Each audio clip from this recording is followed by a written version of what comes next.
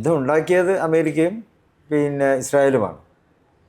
America ഇപ്പോഴും പഠിച്ചിട്ടില്ല എന്നുള്ളത് തന്നെ. ഇപ്പോൾ എങ്ങനെയെങ്കിലും തല വരാൻ പറ്റുമോ എന്നാണ് നോക്കിക്കൊണ്ടിരിക്കുന്നത്. അമേരിക്കയും ഇസ്രായേലും തുടക്കം കുറിച്ച് അവർക്ക് തന്നെ അവസാനിപ്പിക്കാൻ പറ്റുന്നില്ല. ഇറാൻ സ്വാഭാവികമായും അതിനെ അവരുടെ നിലനിൽപ്പിന് വേണ്ടി അതിനെ എതിർക്കുന്നു.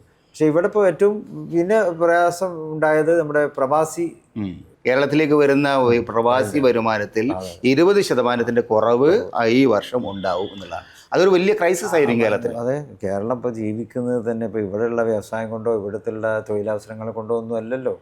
ഓരോ കാലത്തും മുമ്പ് ബർമയിലായിരുന്നു, മലേഷ്യയിലായിരുന്നു, സിംഗപ്പൂരിലായിരുന്നു, സിലോണൊക്കെ ആയിരുന്നു. അത് കഴിഞ്ഞ് പിന്നെ ഗൾഫ് രാജ്യങ്ങളുടെ വാതായനം തുറന്നു. അതിന് നല്ല നിലക്ക് നമുക്ക് പ്രയോജനപ്പെടുത്താൻ പറ്റി.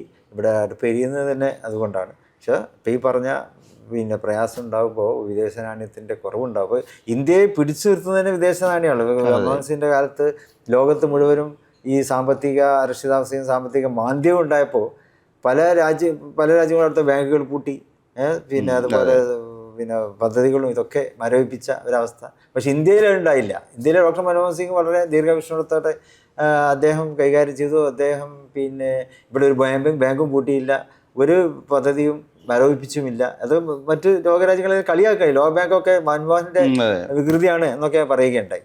പക്ഷേ ഇവിടെ നമുക്ക് പിടിച്ചു നിൽക്കാൻ കഴിഞ്ഞത് നമ്മുടെ വിദേശ നാണ്യ ശേഖരവും ഈ വിദേശത്ത് നിന്ന് വരുന്ന ഈ സമ്പത്തും അതിലൂടെയാണ് നമുക്കിവിടെ പിടിച്ചു നിൽക്കാൻ കഴിഞ്ഞത്. അത് നമ്മുടെ പിന്നെ ഈ കാർഷിക ബാങ്കും കാർഷിക കടങ്ങൾ, കാർഷിക ലോണുകൾ, അതൊക്കെ അതിൽ നിന്ന് നമുക്ക് ഉണ്ടാക്കാൻ പറ്റി.